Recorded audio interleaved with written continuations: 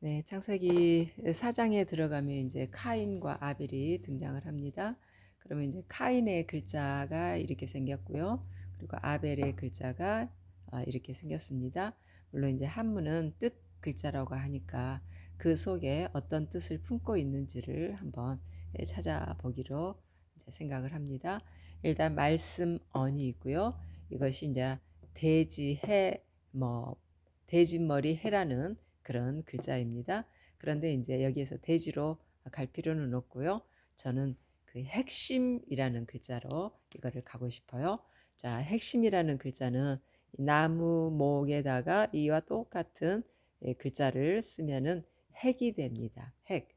자, 이 말은 이제 왜 제가 그렇게 가고자 하는가를 이제 설명을 드린다면, 하와가 낙원에서 쫓겨날 때 정말 그 바둥거리면서 나왔잖아요. 그래서 안 나오려고 하니까 정말 머리채를 끌어잡아서 강제로 이렇게 끌어내다시피 했잖아요.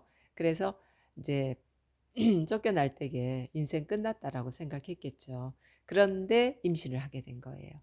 그리고 아들을 낳게 된 거예요. 그리고 나니까 창세기 3장 15절에서 하나님께서 선고하실 때에 여자를 언급했고 여자의 씨를 언급했단 말입니다. 그러니까 이제 하와가 어떤 생각을 갖겠어요? 아, 그 여자가 나고 그 여자의 씨가 내 몸에서 나온 이 아이가 아닌가 이렇게 생각을 했겠죠. 그래서 하와가 말한다고 볼 수 있어요. 이 아이한테 계속 주입을 시키는 거죠. 이 인간 세상에 일어난 이 모든 문제거리를 해결할 핵심은 너다. 핵심은 너야. 자, 이렇게 주입을 시켰겠죠. 자, 그래서 그렇게 주입을 시켰다는 증거가 이제 인이라는 글자에 들어 있습니다. 인이라는 글자는 언덕구 더하기 그리고 손톱이 있고 흑토가 있고 또 손이 있고 마음. 자, 이렇게 해서 인이라는 글자가 구성이 되는데요. 자, 하와의 그런 생각은 잘못된 생각이잖아요. 자, 그래서 자, 언덕구가 있다는 것은 그늘진 곳을 얘기하거든요. 말하자면 자, 이 위에 언덕구가 있고 그리고 달오를 이렇게 쓰면은 자, 음지라는 얘기예요. 음지. 그러니까 하와의 생각은 분명 음지의 생각이죠. 바른 생각이 아니잖아요. 잘못된 생각이잖아요. 자, 그러나 어찌 됐든 하와는 자, 그쪽으로 몰고 가는 그런 마음인 것 같아요. 왜냐? 위에도 손톱이 있죠. 밑에도 손이 있죠. 그리고 가운데 흙이 있죠. 그래서 카인을 어떻게 보호하냐? 행여나 흙에 놓여질까봐, 먼지라도 묻을까봐, 티끌이라도 묻을까봐 오로지 손에서 보호한다는 이런 의미죠. 네.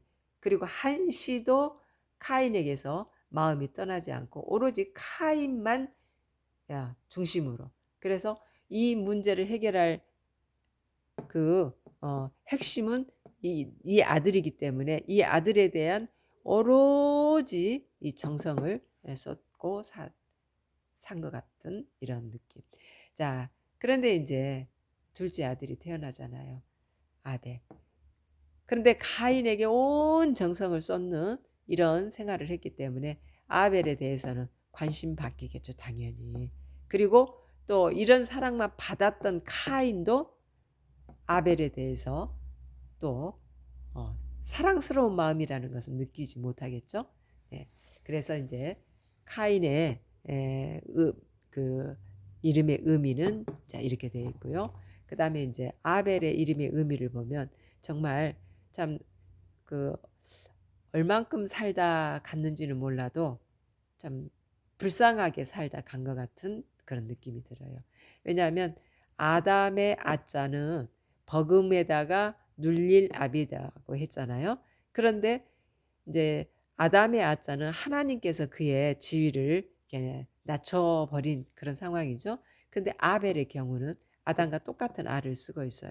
이 말은 부모가 하와나 아담이 아벨을 길을 꺾어버린 거죠. 너는 있어도 무방 없어도 무방. 오로지 이 가인 하나만 있으면 돼 하는 그런 생각. 그래서 아벨의 마음이 정말 눌러졌다는 이런 글자와, 그리고 이제 이 인변의 흰백자는 아무것도 없다는 뜻이잖아요. 지금 여기 백이라는 것은. 자, 그래서 아벨을 지지해 주는 사람이 아무도 없는 거죠. 네. 그래서 정말 길거리에 그냥 내버려둔 것 같은 그런 인생을 살았구나 하는 그런 느낌이 드는 아벨이라는 이름의 뜻이었어요. 자, 그런데 이렇게 키운 자녀들은 10중 8구 불효자 노릇하죠. 네. 그런데 이렇게 천하게 키운 자녀들이 결국은 나중에 와서 효자 노릇하잖아요. 네. 정말 이런 결과로 이제 부모가 정말 잘못된 생각을 하고 자녀를 키웠기 때문에 이제 이 아벨이 여호와께 제물을 바칠 때 여호와께서는 정말 기뻐하셨다 그랬잖아요.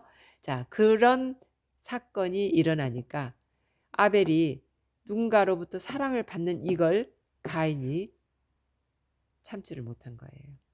사랑하면 내 것이라고 생각했는데 아벨한테 사랑이 가다니. 자, 이래서 결국 가인이 아벨을 죽이는 이런 상태가 됐죠. 첫 번째 살인 사건이 일어나는 이와 같은 일은 결국 누구의 탓입니까? 부모의 탓이죠.